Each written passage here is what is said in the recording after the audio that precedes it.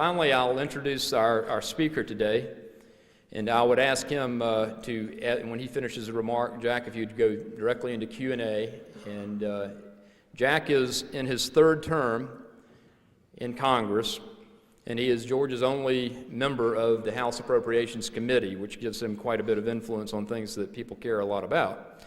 Before entering the United States Congress, Jack served several terms in the Georgia House of Representatives and did a splendid job for the people of Savannah. Jack is a tireless worker and is a staunch defender of taxpayers. Jack has won every award I think there is to win, probably along with Bob Barr, in defending the taxpayers of this country, and for that we can be very, very happy. He's a devoted family man. Jack, as you might recall, when he first went to Washington 5 years ago, just put a cot in his room, in his office, and just because he wanted to make a point that his residence was in Savannah and would stay in Savannah. He has never moved his family up there. Jack is totally unaffected by the trappings of being a congressman. He almost refutes the notion that you need term limits, but not quite. But Jack, once a Savannaian, always a Savannaian. Even though I haven't lived there in some time, I feel like Jack is my congressman. I feel even more so after Cynthia McKinney somehow got transferred into my district. But without further ado, please welcome a rising star in Congress, Jack Kingston.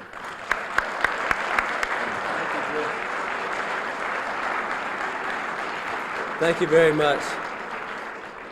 Griff, thank you very much. It is good to be here from Savannah and Union Camp. Mike Vacker, I thank you for everything that you guys have done, and appreciate y'all sponsoring this and appreciate being invited. It's interesting. I came in, one of the first persons that I saw was my friend and former legislative buddy Fred Aiken. I want you to know, Bob, he came up and said, "Jack, this is my district." Now, he's been out of the House for about 5 or 6 years, and a few minutes later, somebody else said, "This is Matt Towery's district." And then about 5 minutes ago, Frank Bradford came up and said it was his district. And nobody said anything about this being your district, Bob. I just want you to know how you might want to put a few cards out today before you leave. And I also was worried because Bob came a little late and apologized, and he pulled out his speech, and then he looked across the table and saw me, and I don't even know if he knows he's in the right place or not. But and I know I'll be having to pay this back. But I do want both of y'all to know I brought my own state senator, Eric Johnson, here. And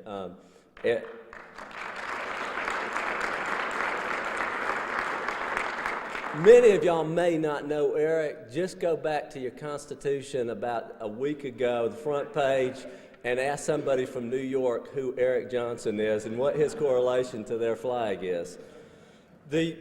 It's good to be here. I have Libby and the kids over in the hotel. We got in late last night with Ron and pulled in. They're all sleeping late, but I love traveling with my kids, my 6-year-old Jim. You never know with kids what they're going to do. We pulled up to a church the other day in Savannah. I get invited to go to a lot of churches, Bible Baptist, and some of the members of the clergy may know Bible Baptist is a huge church, and we're getting out, and I had the opportunity to speak, and my little boy grabs his skateboard.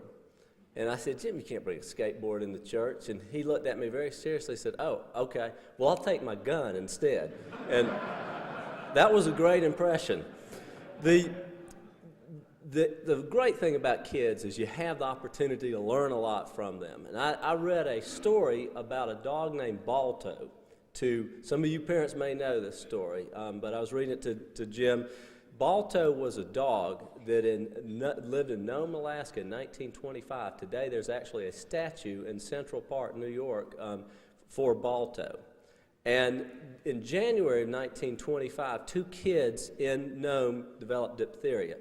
And before you knew it, there was an epidemic on hand, and the doctor had run out of medicine and wired to Anchorage that they needed this certain kind of medicine to cure the diphtheria.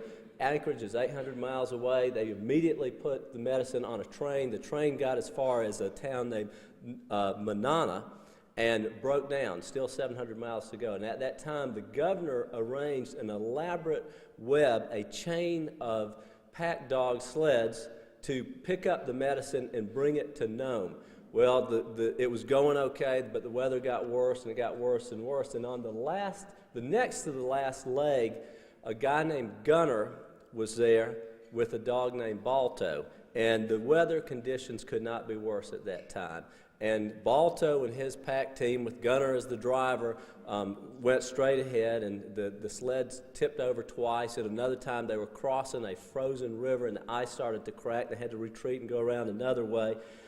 They finally got to the last leg, a town called Safety Point, and at that town, the final link in the chain wasn't there. And Gunner and Balto had gone for over 12 hours. They were tired, they were hungry, they were emotionally exhausted and physically exhausted, and yet they realized to get the medicine to Nome, they would have to make the last 12 hours themselves. And that is exactly what they did, but the blizzard got worse, and Gunner lost his way.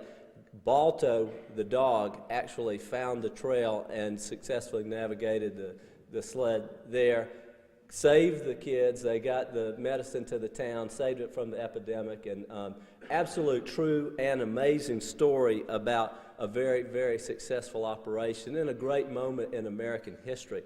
Now, I think about that story to you and I and realize we have the same challenge. Our challenge is to successfully transfer this precious commodity called freedom from one generation to the next, knowing that some links in the chain are going to fall through the cracks no matter what we have, no matter what our best efforts are. Today, St. Joseph Hospital, just I guess around the corner on 285, there's a baby that's been born who knows absolutely nothing about this commodity of freedom, knows nothing about his or her future responsibility, knows nothing about America, nothing about global politics, nothing about World War I, nothing about World War II, Bosnia, Thomas Jefferson, Abraham Lincoln, none of these things at all. And our job one day will be to pass this freedom to that child. It is a tremendous challenge, and knowing as we do, as policy leaders, again, that some of the links in the chain will be frail, and some will be broken, and some will be outright missing. I believe, as a member of Congress, that in 1994, the American people realized we needed to calibrate our direction and sent up at that time a completely new and different wave of politicians, idealistic, regular, normal people from everyday walks of lives, to go out and try to put America back on the right path as we know it. They were called revolutionaries, and I think that they were revolutionaries. No other political class that I've ever seen in my years in politics actually took their campaign promises seriously. No other political class that I know walked around with pocket editions of the United States Constitution and put it in their coat pocket or their briefcase. And no one else had anything like the contract with America. And they threw themselves into that task, and within 93 days in the House of Representatives had passed 30 out of 31 major pieces of legislation, and 65% of that is law today. But while they and I, and perhaps many of you, thought that the November 94 election was a change in direction and was an end of one way of doing business, many critics realized that that was just a skirmish, and that the battle for power in America, the direction of America, is far from over. And I believe that last terms, the 104th freshman class and many of the others, was not a freshman, but I'm a sophomore, and Bob knows our class worked very, very closely with them. We started blazing the trail. They got all the glory. But I think that we all underestimated the power of our critics. Decent, normal, regular people cannot comprehend a president and a press who can go around calling an increase in Medicare from $190 to $270 billion. We can't understand how that could be called an assault on the elderly. Normal, decent people can't understand how if you go out and you increase student loans from $26 to $40 billion, how that is an assault on students in America. And normal, decent, everyday Americans can't understand that if you increase school lunch funding by 4.5%, that's starving the poor and the children. We had no idea that people could accuse Congress of that and simply get away with it. One CNN report had this headline: after President Clinton had vetoed welfare reform twice, and after he fought it the third time every step of the way, and only signed it because it was an election year, the CNN report said, candidate Clinton promised to end welfare as we know it. President Clinton makes good on his promise. Something like that, I cannot tell you how frustrating it is, but also how incomprehensible it is. It is a very, very tough job to serve in the United States Congress right now, because the rhetoric is not always truthful. Certainly there's room for disagreement, and certainly the Republican Party and the conservative movement is not without fault and should not go without criticism. But no philosophy or party should be subjected to such steady lies and distortions. But now we have a different Congress. We have a majority in Congress who are still conservative, but if I would tell you that they weren't shell-shocked, I would be lying. If I couldn't tell you they're less than enthusiastic, they are. The bravado of 1994 is not there anymore, but I think nonetheless the common sense idealism, the belief in American values and fairness in government is still there, stronger than ever.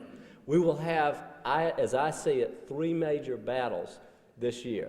Three things that we absolutely have to address, and that's the budget, taxes, and jobs in America. Let me show you this chart on our budget.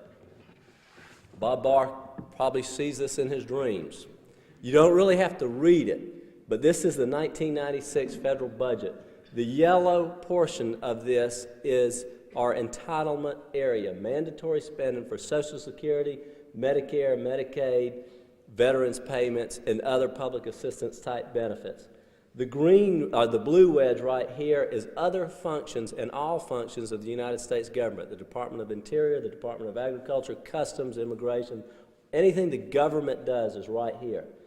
Then this green wedge is the Department of Defense, all the Army and Navy and Marines put together. Now, that doesn't mean it's strictly for defense purposes, because you also have in here, for example, the Youth Challenge program that's down at Fort Stewart, which is a dropout program that the Department of Defense actually funds and runs. You also have a lot of environmental programs. For example, in Fort Stewart, they've spent $1.3 million in the last 2 years for a red-cockaded woodpecker program. What that basically means is that they have determined that the woodpeckers do better in longleaf pines than lob or slash pines, loblolly or slash, so they've been cutting those trees down to grow more longleaf pines at a cost of $1.3 million. But that goes under defense spending. This red-orange wedge right here is interest on the national debt. That's $259 billion a year. And when you and I pay our taxes, and when we curse government, and when we think we understand what government does and what they do with our money, we forget that in a household of 4 people, we pay an average of $2,600 a year in interest on the debt, $2,600 a year in debt service. That's about 3 or 4 months worth of home mortgage payments, about 6 months worth of groceries, about 5 months worth of health care premiums. But we pay that simply to the bondholders. It's an extremely high cost of doing government. Senator Ashcroft has a statement that I like. He said, just remember this: the system that we have is designed perfectly to give us the results that we are getting. Makes a lot of sense. And the results that we are getting will mean that in 10 years, you and I will have to pay a tax bracket of 83% in order to maintain the service level that we're at right now. That's how important it is for us to realize that we do have to change our direction. I believe that we can balance the budget by cutting programs that are wasteful, but also by cutting programs that we have funded that we do not need to fund anymore. Public broadcasting. When Big Bird and Barney together make over $1 billion in receipts, public broadcasting no longer needs our money. I'm not saying eliminate it, but they don't need the seed money investment anymore. We also need to consolidate programs. We have over 164 different federal job training programs. We could eliminate at least 70 or 80 without feeling any pain. We should also grow the economy and pass a balanced budget amendment. When I talk about growing the economy, though, it brings me to the second challenge that we have to do, and that's cutting taxes. I think we have to quit apologizing for wanting to reduce taxes. I believe that it is extremely consistent with balance in the budget. Let me show you this little graph here. Again, you really won't have to read it, but this is for a family, an average family that pays that has a household income of $55,000. Their tax burden is $21,000 for all taxes, state and local. That is more than that family pays for clothing, transportation, food, and home mortgages. That is absolutely ridiculous, if not some form of enslavement. Why do I think we should cut taxes to balance the budget? Because you can spend your money better than I can, pure and simple. When you have more of your money in your pocket, because we in Washington have confiscated less of it, you're going to buy more shoes, you're going to buy more clothes, you're going to buy more shirts, you're going to go out to eat more often, and so forth. And when you do that, because you have in your pocket another $400 or $500 a year, or even $100 a year, when you do that, businesses will expand. When they expand, they create jobs. When jobs are created, more people go to work. When more people go to work, less people are on welfare or public assistance, and when that happens, more people are paying into the system. President Kennedy and President Reagan both cut taxes and had economic booms and revenue increases because of it. And so I solidly think we should do that. I strongly support a capital gains tax reduction. I support ending the marriage tax penalty. I support increasing the estate tax threshold and ending the Social Security earnings limitation. These are across-the-board tax issues. They should help everybody. And on the subject of taxes, if we do this and we do not address the fact that our IRS right now has 111,000 employees, more, Mike, I believe, than the population of Savannah. We need to have a tax system that is simple and clear, where you know how much you are going to pay. It might be that we need to go with a flat tax. It might be that we need to go with a consumption tax. But we need to end the misery of a tax system where we have 200 different tax forms and 400 that tell you how to fill out the 200. It's absolutely absurd. Let me move on. We can have lower taxes. As I mentioned, a great benefit of it is more jobs. And jobs, as I said, is our third major challenge. One way we can create more jobs is through deregulation. In Savannah, and it's not Union Camp, I better be quick to point out, a manufacturing plant last year was fined $8 million from the EEOC for miscellaneous and irresponsible hiring practices. Now, one of the charges against them was that a woman had applied for a job as a delivery driver, but she had had a DUI. So the business did what you would do. They did not hire her. She sued the EEOC, sued them on her behalf for racial and sexual discrimination and wanted back pay from the time that she applied. They went to court for that and many, many other charges, and of $8 million in fines, they paid zero. Not $100,000, not $20,000, they paid zero. But all that time, they were diverted from their business of manufacturing widgets, so to speak. Another company, that was a big manufacturing plant, another company has about 100,000 in sales a year, a very small business run by a woman. It's a courier service, delivering envelopes and packages across town in Savannah from one business to the other. OSHA came in there and said you have to have a smoking and a non-smoking car for your smoking and non-smoking drivers. to deliver packages to smoking and non-smoking businesses. Now that is a small business, and that is what your federal government is spending your taxpayers doing. I believe that we cannot have such absurdities in government. I believe that we need to have an OSHA that is more concerned about worker safety and less concerned about paperwork violations. We need to have common sense. We need to have cost-benefit analysis when we come to business regulations. We need to also have a good education system that will help people in terms of their work. Right now, since in the last 15 years, if you had an 11th grade education or less, you have lost your personal income in terms of real spending has declined by 26%. But if you had a 12th grade education or less, just one more year of education, even though it still declined, your real income only declined by 18%. But during that same period of time, if you had a college degree, you were eligible for any one of 14 million new jobs that were created in America. We have got to realize that continuing education is very important to the economic picture and important to those folks who are in the job market.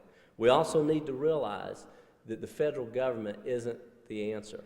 The federal government has 706 education programs, and in the last 20 years, the SAT scores have fallen by more than 100 points, partially because of massive new federal involvement in federal I'd say mandated education. Tom Lewis with Georgia State knows 30% of the college freshmen who enter our colleges and universities right now, 30% have to have remedial education. We've got to do a better job with it.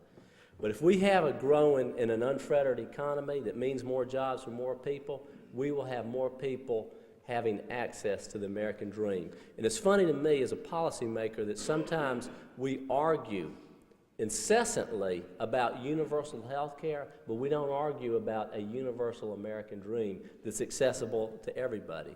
And by that, I don't mean something where you have Gates making windows or Ted Turner, and I don't mean Sam Walton. I don't mean American dream as a rags and riches story. I think it's something less fantastic, but far more profound. I believe that the American dream is millions of people working in a job that they choose to do, making a decent wage at doing it, and having good benefits and an opportunity for advancement. I believe that it means that that worker can live in a safe neighborhood where he or she chooses to live. And I believe that that means sending their children to schools that work and to an education system that prepares them to compete in a global economy. And I believe that it means having a government that's restrained and a government that supports the same values that they do. And I think that it's retiring in a paid-for house after 30 or 40 years and having a retirement that's solid, a retirement that's sound, and a health care system that's there when you need it. I believe that's the American dream. And I believe that with more jobs, more people can experience that American dream. And I think that when more people experience culturally, it doesn't become an academic concept, but it becomes real. And that freedom becomes worth fighting for. And people are going to be more motivated to embrace that child at St. Joseph Hospital or at Georgia Baptist or at Grady and tell him and her all the wonderful opportunities and benefits that you and I have as being Americans, and that we will be able to pass that legacy on to the next generation. I'll close with this story that I stole from a dentist named Charlie Jarvis. Never met him, but I've given him credit for it. Then I can steal it all I want. It's a story of a bird. Bird sitting in a tree. It's probably a longleaf pine tree. The bird's smart about it. Bird is brilliant, beautiful, colorful bird. He has emerald green feathers and scarlet red and canary yellow, just the prettiest bird you've ever seen. He's a really effective bird. He doesn't starve, doesn't wait around for food. He goes out and he grabs dragonflies and flies and mosquitoes and grubs and so forth. He's a good bird. One day a man's walking down the road, he's got a box in the hand. The bird looks down from the tree and says, what's this guy up to? Flies down and lands on the guy's shoulder and says, what you got in the box? Man says, I got worms in the box. And the bird says, you do? I like worms. And he said, well, I got some good worms. And the bird said, you got some fat, juicy worms? And the man said, yeah, these are some of the prettiest Louisiana pink wigglers you've ever seen. The bird said, "I'd like one of those." The man said, "I'll give you one of these, no problem. Just give me one feather." And so the bird said, "Well, I got plenty of feathers, pick any color you want." The man says, "No problem." He reaches in, gives him a nice juicy worm. The bird eats it, flies back to the tree, and he just said, "Man, that was really fun." And then next day, the bird's out flying around, scratching for grubs, looks up, and the man's walking down the road again with the box in his hand. The bird flies over and says, "You still got those worms?" The man said, "I sure do." And he said, "I still got your feather too, but if you want to give me another one, I will give you another worm." And the bird said, "I think I can make that deal again." And so he got him another worm. Next day, the man came back. The bird was waiting on him. About the third or fourth day, it got to be the habit. The bird discovered he didn't have to go out there and scratch for his own grubs and eat dragonflies and mosquitoes anymore. And he sure wasn't going to go out and follow seagulls and eat trash. He just decided he'd wait on that man. And day after day, that happened. And one day, the man traded him a worm, took a feather, and the bird couldn't fly away anymore. And the man picked up the bird and put him in the box. He said, "Now I own you." And what I'm worried about in public policy, in the United States Congress, and in all levels of government, that we have become representatives who are just feather pluckers, who are trading, and it's already happened, I believe, with certain sectors of the population. They're trading their freedom for government programs, government comforts, and government in their life. And as a result, people have lost their independence.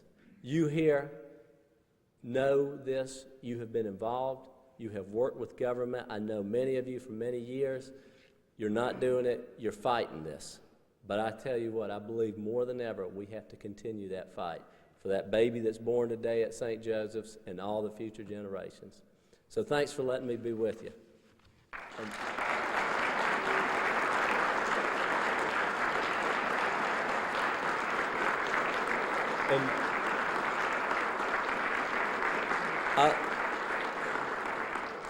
Griff, my contract says Q&A at this point, and I'll be happy to answer any questions you have.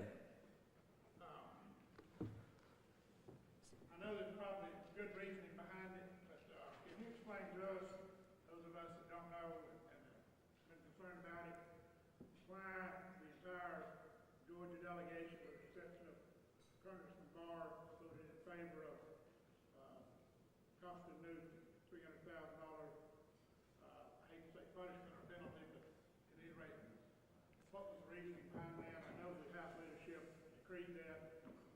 Could you The fine and the reprimand is what Newt and his attorney had agreed to do, and at that point everybody was released to go along with it. And I think the point is that everybody wants to get that chapter over with.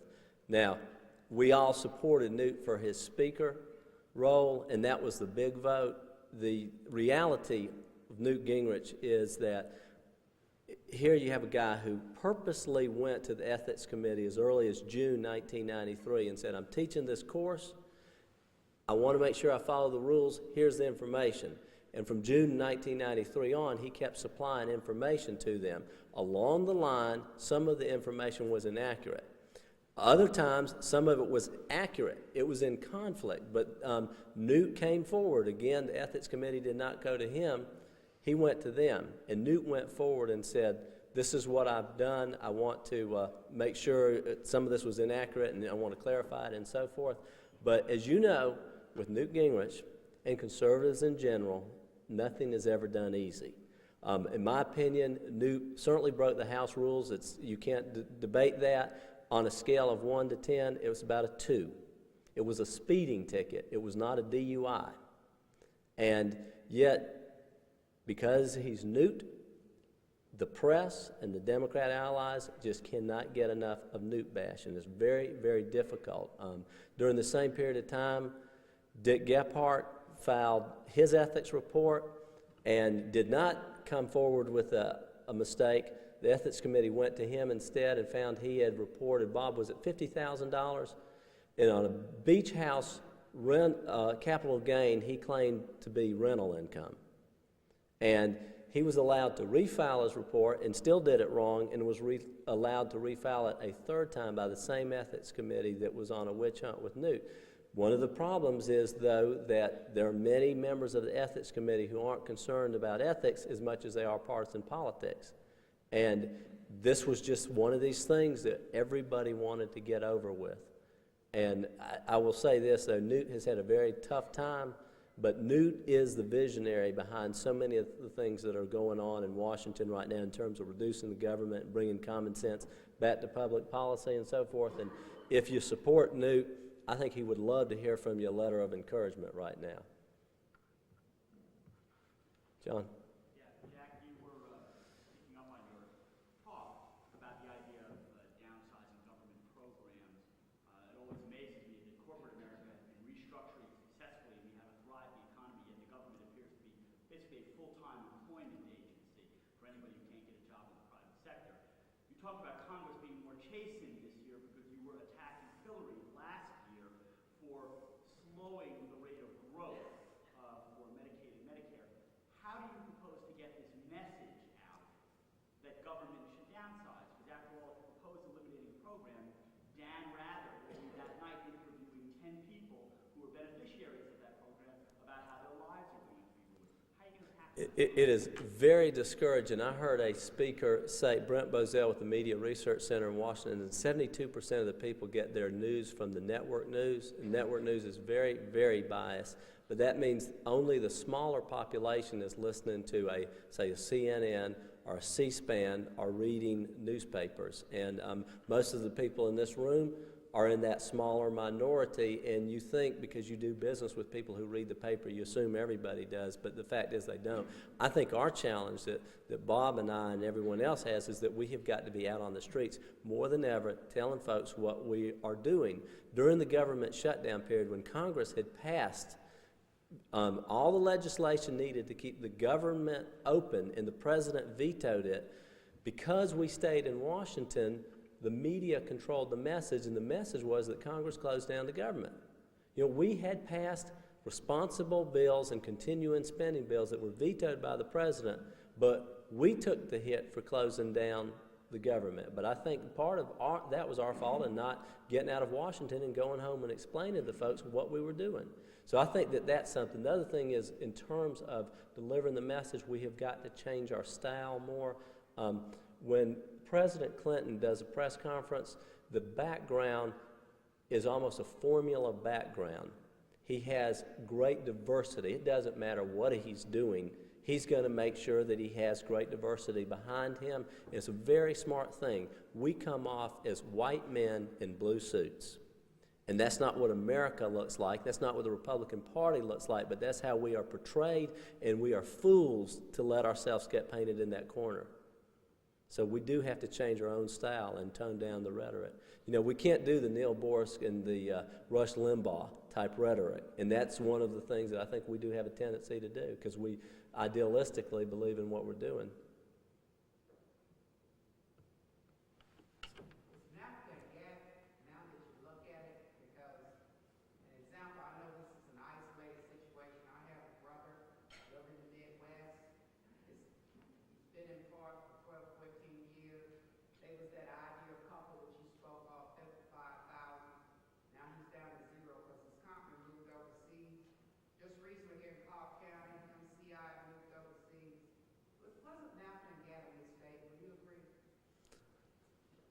Why don't you bring up abortion or something controversial? I did not support NAFTA. It was very, very difficult. In the district that I represent, we have lost a lot of jobs. However, I will say this, it is a cross pressure because there are lots of corporations that have new markets as a result of it, and they have expanded jobs, but you don't read about that in the paper as much as you read about a cut and sew that closes down. It's interesting, I was in Cedar Crossings, Georgia. Have any of you ever been to Cedar Crossings? I mean, this is the proverbial town without a red light, but it's a town that has a barber furnishing manufacturing plant.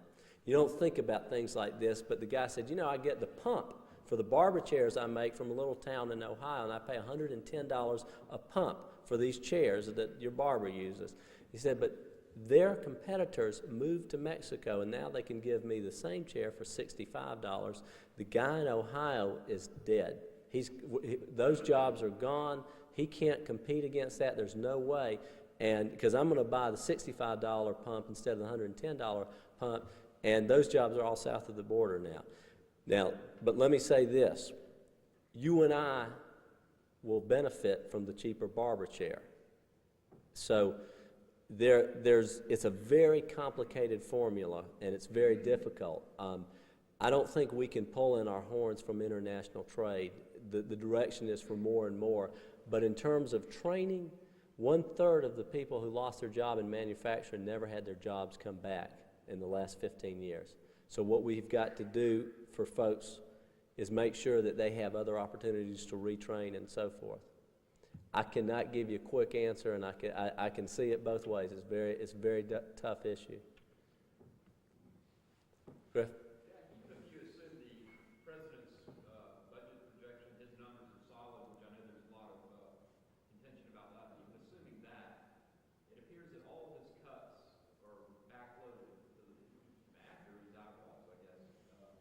What do you do on the Appropriations Committee without being blamed for slashing things needlessly when he puts forth a budget that really purports to be balanced, which probably isn't, and you want to go ahead and get on with the job of doing what's necessary? How do you deal with that? It's extremely hard because the president has the bully pulpit, and he can say just about anything, and it's rebroadcasted verbatim. Bob, before you leave, quietly and discreetly so nobody knows, the next time you're going to sit in the back and not get the publicity up front. Isn't it true that the president's budget balances out in the year 2002, but in the year 2003 the deficit goes back up to like 200,000 or just something totally obnoxious? Do you know the exact number? I mean, it's ridiculous, but we'll see.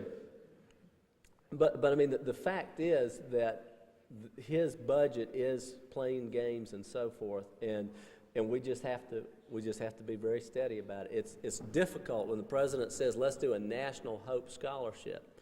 It sounds wonderful and good, but still it's the federal government taking over education. I think the Hope Scholarship has been beneficial to Georgia, but it's got one thing. It's run by the state, and there's an earmarked fund for it, the lottery. The national government, as President Clinton has proposed it, there's no national earmarked fund for it, and it's a good idea. We're doing it in Georgia. Other states can do it right now, just like Georgia has done it without the federal government coming in and running it. So it's a constant ideological tug-of-war on the role of government, which government. I think the time's up. I'll close with this. The questions that I try to ask as a member of the Appropriations Committee, spending your money, when we see a bill, when we see a program, we say, is this a function of the federal government?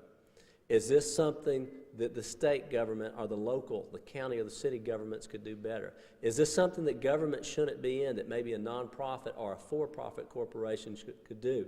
And then if you go through all these questions, you find out, is it done the most efficiently and effectively as possible? Can we do a better job? Usually, you can find room for improvement in just about any program as long as you go through those set of questions. So thank you very much for letting me be with you today, and thanks for everything you're doing for our state.